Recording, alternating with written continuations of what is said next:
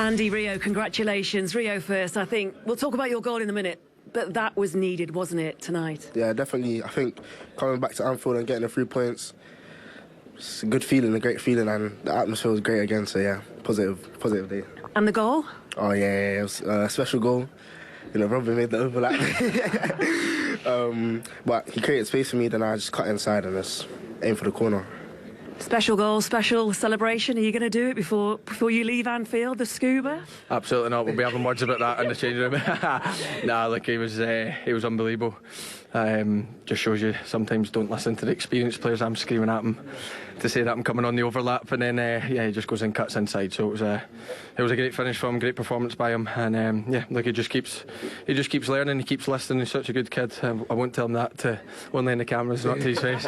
But him and Trey are honestly, they're a pleasure to work with, and they just listen to all the lads, and you can see them improving all the time. And yeah, he's got a big future ahead of him, but the here and now is pretty good as well. And that's just it, isn't it? A special night for him, special night for you, because there are not many of these games left now for you at Anfield. So how are you after all that? Yeah, look, obviously, I knew my probably song would get sung a couple of times. At the start and the end. Yeah, of course, yeah. Look, it's like this club means everything to me. That's it's a fact. I've been here 9 years. I've grown into, I was a boy one time. He might not believe me, but I was young one time, and now I became a man here. And yeah, look, this club's made me who I am today, so I owe them a lot. And yeah, look, I'm just going to try and enjoy and embrace every minute I'm at this football club. And when I get the start, then I just try and enjoy it. And thankfully the win was the most important, and a clean sheet nice to go along with it. And you have dreams and ambitions as well, and it can make you the player that you want to be being here, can't it? Yeah, definitely. I think Liverpool, for me, the biggest club in the world, and to start so young and the manager having belief in me and all the players, it's great. So just got to keep working hard and keep pushing on and just go again. More scuba celebrations then? Yeah, hopefully. Andy, would you like to do the honours? Look at that look. Well done. Well done. Thank you. Well done. Thank you very much. Thank you. Yeah, the viral scuba celebration. Andy Robertson says absolutely not. Will he be doing that? Scuba. Okay. Absolutely not will he be doing that. And in fact, they'll be having words about that in the changing room. You don't care about that celebration. You think... I don't like it.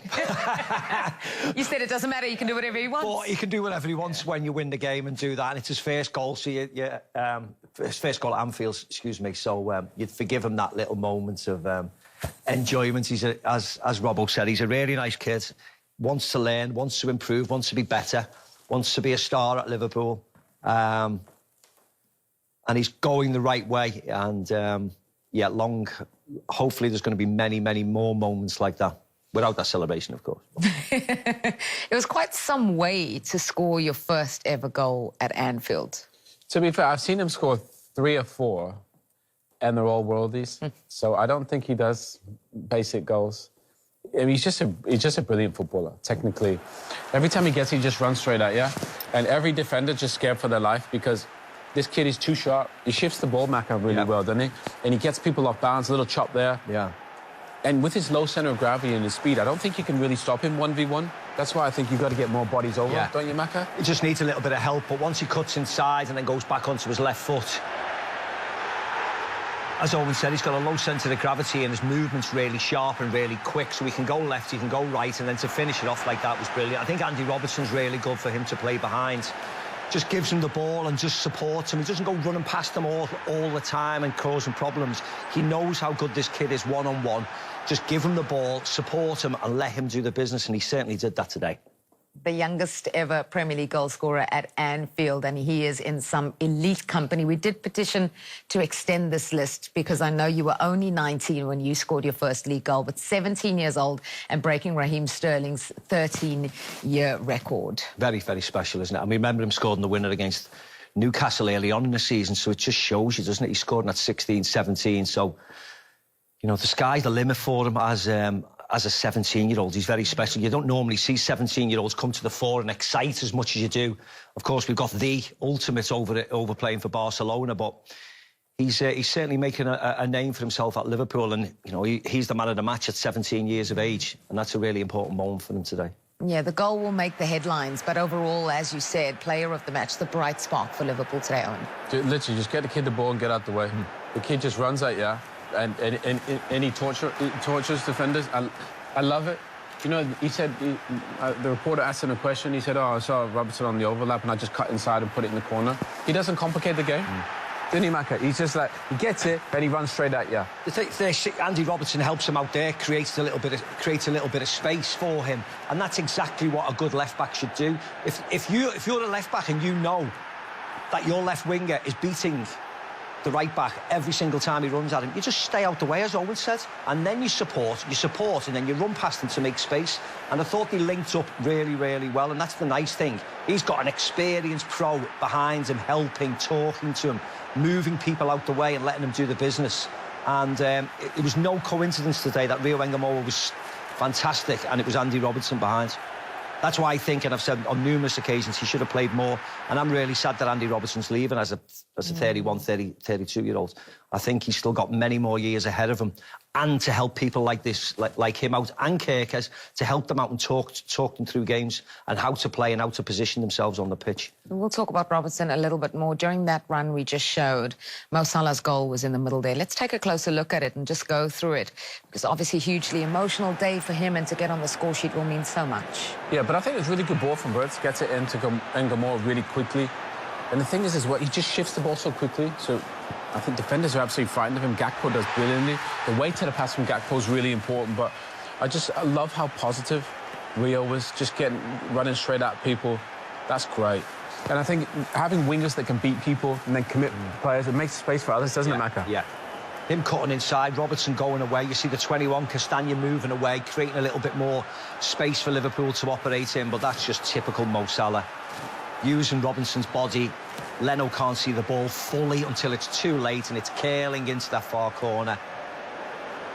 Mo Salah didn't start and didn't feature in midweek. You know, that was the first game really since making his announcement.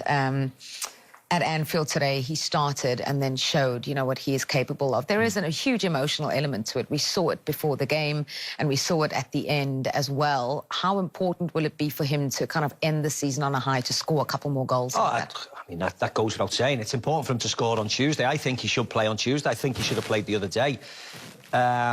When Liverpool dropped into a 5, I thought they lacked any lacking forward intent against Paris Saint-Germain, and they need goals, so he should play. So you want him to keep on scoring. You want him to finish the season on a high. You want him to score another 10 goals, because that means Liverpool will finish in the Champions League spot.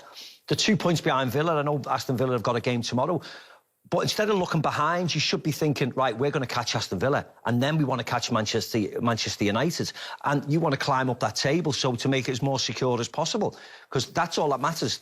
They're not going to be successful in the league this year, but they can finish in the top 5 and get into the Champions League, which is paramount next year if you want to attract the right type of players. Mo Salah and Andy Robertson announcing that they're leaving will obviously want to make sure that they leave the club at least in the Champions League positions. These were the scenes at full time. Big emotion there. Not only legends of the club, not only the caliber of players, but also leadership leaving. Look, it's one of the most important things in any football club. You've got mentors, you've got leaders. You know, I was fortunate to be around some big ones. These guys have had a huge impact on this club. And you can go and sign loads of players all you like, and really young lads, but they don't understand the culture. You know, I think at Man United lost about 10 of them in 2 or 3 years, and actually they had, you know, it cost them dearly. You can buy a lot of players, but you can't buy leadership. Like I mentioned before, Henderson, Milner, Robertson, Mo Salah, Van Dijk is probably the only one left with Alisson, and that is they're going to have to find a way to replace these leaders, because they don't come like they do. I think that's a really important thing, that having the ethos of the club in your team. And as Owen rightly said about Manchester United losing it, Liverpool are going to lose it very soon. You know, the likes of Firmino, the Manes, they've all gone. They knew what Liverpool was about. Then it was down to Henderson and Milner, and then these fellas, and these are all going. So someone has to take up that mantle and know what it's like to play for Liverpool and know what it means to play for Liverpool. Talked a lot about Liverpool in the post-Salah and Robertson era. What do you think happens to the two of them? Salah, for example, do you think he still goes to a top European club? He's only 33. You know, I think you look at what Cristiano and Messi are doing, and he's in incredible shape, Mo Salah. Obviously, I think the one different... You look at Rio and Ngumoha and Mo Salah, and, you know, Father Time is undefeated in any sport. You know, athletes get older and they lose a little bit of that athleticism, that speed, and Mo's probably lost a little bit of that this season. So maybe he just comes and plays a little bit more central, Maka. You know, maybe not play wide where you get into these 1v1s and you got loads tracking back. I'd love to see him play a little bit closer to the box so he doesn't have to run back as much, because in front of the goal, he's lethal. I think Mo will be at the top for another 4 or 5 years. What's your feeling? Yeah, I mean, when I've spoken to him, he always maintained that he wants to play at the highest level for as long as possible and break records. I mean, the records will end. Certainly Liverpool records will end. They'll have to start again.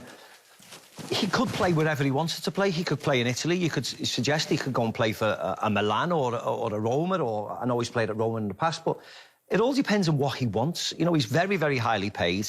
You know, we all know commercially he can receive whatever he wants to receive. So money's not an issue. It's just what he wants to do with his family, whether he wants to play in MLS and experience that type of lifestyle, whether he wants to go and play in Saudi Arabia. I don't think necessarily money will dictate anything. It's probably lifestyle and how long he wants to carry on for. If he just wants to carry on for another 2 years, so be it. But if he wants to play like Cristiano at the age of 40, well, then he has to pick and choose the right place and the right style of football and how easy it's going to be on his body. So we'll wait and see, but he deserves wherever he wants to play, I tell you that. Oh, and do you think the same is true for Andy Robertson? Yeah, I think Andy will play. I think somebody will pick him up. It'd be interesting just if he wants to maybe go abroad. You know, maybe does he want to go to Spain? I could see him playing for like Atletico Madrid. There was a rumour about Atletico Madrid, wasn't there? I'm sure Simeone would love him. You know, he's got a brilliant personality. Andy Robertson, you know, he gets up and down. He's a super disciplined. And again, assist-wise, he's been one of the best we've ever seen in this league. So again, I think a lot of it is the boys will have loads of options. It's about finding the right fit for them, where they want to live, weather-wise, league-wise. But they've been brilliant servants to the football club.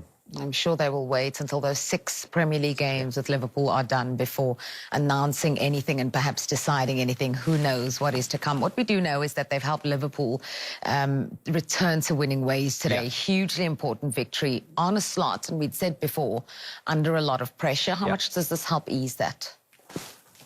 Hugely, hugely. Speaking to people since the Champions League defeat, everybody was worried about today because of the toll that Manchester City, PSG, and then this Fulham game, and Fulham, as you said before, are in good form. This was potentially a really difficult game, and Liverpool navigated it very, very comfortably. So I think it'll be a huge relief for the manager. There's no negative questions today. They've won 2-0, clean sheet, Mo scored, Rio scored. Everything looks forward now to PSG. What will potentially be a difficult game, of course it will be. But there's no negativity after today's game. It's all positivity, and it's all, you know, trying to get a lot of goodwill, get the crowd behind you, and let's see what they can do against the European champions on Tuesday evening. Yeah, big victory for Liverpool. Just your thoughts on the pressure on Arne Slot and whether that's eased? Yeah, but he knows that, Arne. You know, he's at one of the biggest clubs in the world, obviously. Did a brilliant job last season. I do think the recruitment kind of was a big part of the reason why they've struggled this season. I think in the end, they probably thought, oh, we're champions, we'll sign all these great attacking players. But the balance of the team has been off from day one. And it's affected everyone. It's affected Van Dijk, it's affected Mo Salah. He hasn't had Trent there. I think, obviously, Van Dijk's not had similar partners that he's had in the past, and I just think the balance from day one has been off. And Arne is the one that's been taken in the neck from everyone because he's the one picking the team. But actually, recruitment got to take a lot of responsibility for where this club is and why they're in 5th place. Well, today has done plenty to ease that pressure on Arne Slot, given that his side have won all 3 points and kept a clean sheet as well. Why don't we go back to Anfield, where we can now hear from the Liverpool boss. Arne, better, happier? That was a big win. Yeah. Of course, you're happier than after losing 4-0 and losing 2-0. So yeah, I think good first half. We were already close a few times. Couldn't convert one of the chances, and then Rio had a great moment. Just before that, I felt that Fulham got a bit more into the game, so it was really helpful that Rio had a great 1v1 moment, scored a great goal, and afterwards Mo finished off really well there. Then you're quite comfortable, not completely, but quite comfortable at halftime. Rio's goal, it was the step over the check back. It was an incredible goal, wasn't it? Yeah, one of his strengths, of course, dominating the 1v1. And I think we've seen this season that he gets more and more playing time. And that's also what he deserves, because every time when he plays, he does really well. And he's influencing the game like he did today, like he did against Wolves. And yeah, today he even scored a goal, which is vital in football, because goals matter a lot. And as you say, Mo's still showing what he can do as well. It's the lift you needed, though. I imagine that dressing room is a good place to be right now. It's a better place than it was 2 or 3 days ago or a week ago.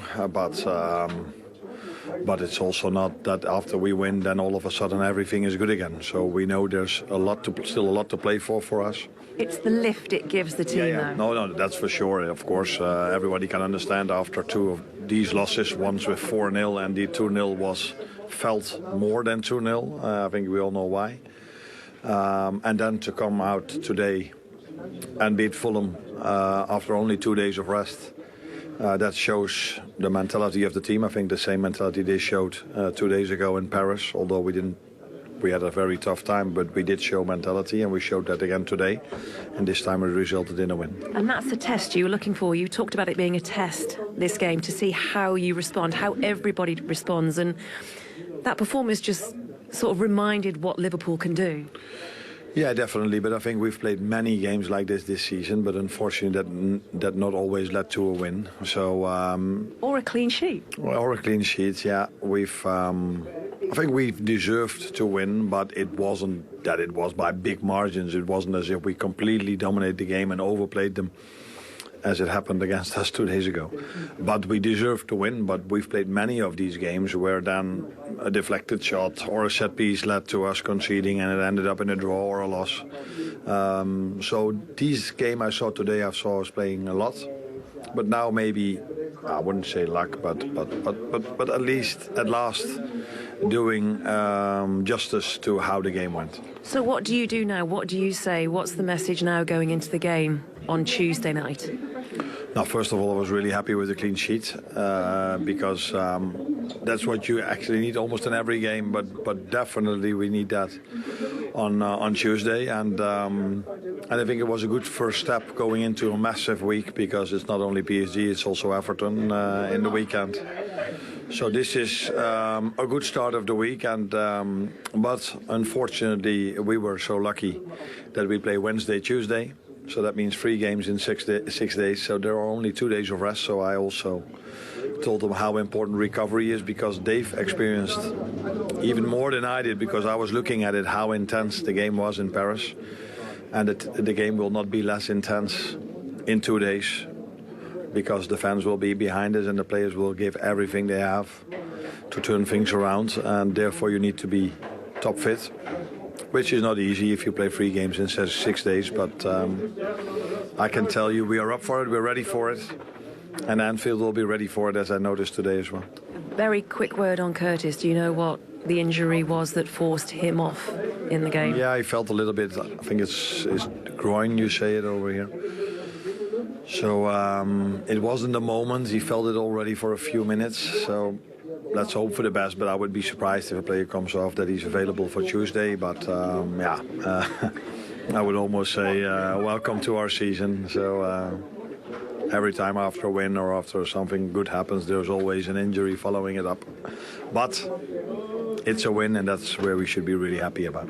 You go again on Tuesday. Good luck in that. Thank you. We do. Thank you. Job done against Fulham, and then Liverpool go again. Arne already looking ahead to a big match against PSG on Tuesday at Anfield, and then the Merseyside derby to come on the weekend as well. Big games coming up for Liverpool. That shows you how crucial this game was. It also shows you how little rest there is between all of it. Yes, as he said, the fact that you play PSG twice and Fulham in 6 days, because it was Wednesday and then they're playing them on Tuesday. PSG have their game cancelled this weekend against Lens, a big game, and but they've cancelled it to give them a bit of rest. So it shows you what exertions you have to put up with in the Premier League. They're very difficult. The PSG game takes care of itself, and then you've got a small matter of the Merseyside derby where they play Everton. Navigate that. Crystal Palace should be easy. Man United will be really easy at Old Trafford. They normally always beat them. And then Chelsea. I was waiting for that.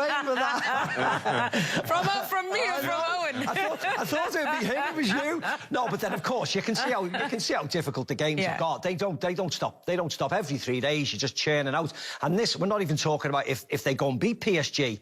Then they'll have the semi-final to contain, you know, at the end of April as well. So the games never stop. That's why we love the Premier League. That's why, you know, everybody can beat each other, because every couple of days you've got a new game, a new opposition who've had more rest than you. But that is what you have to be able to do if you're the best teams. It's as simple as that. I haven't even mentioned Chelsea and Aston Villa, which would be straight shootouts for the Champions League places. It's very, very tough for Liverpool, considering that they also just played PSG. They played Man City before that as well. Yeah, I mean, the fixtures are not very friendly, not going to lie. But actually, Chelsea have it worse. Chelsea have really, really difficult fixtures. So, but again, you're champions. You know, you're meant to be consistent, and they haven't been consistent this season. They haven't scored as much. They haven't defended as well. And I think there's a lot to take from this season. Not only, I think, for the manager, but also for the players.